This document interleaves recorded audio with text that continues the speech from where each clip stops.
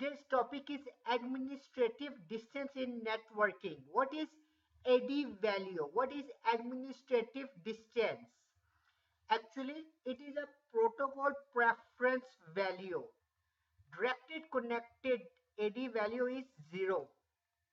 Static. The AD value of static is 0 with outgoing interface.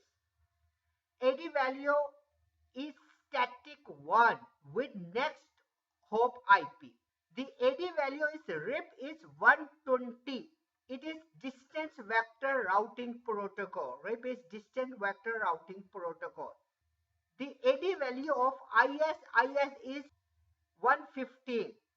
The AD value of OSPF is 110. It is link state routing protocol. The AD value of EIGRP is 90 for internal and 170 for external. It is a hybrid routing protocol.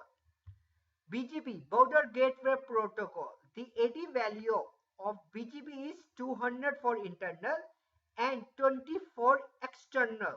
Thank you so much.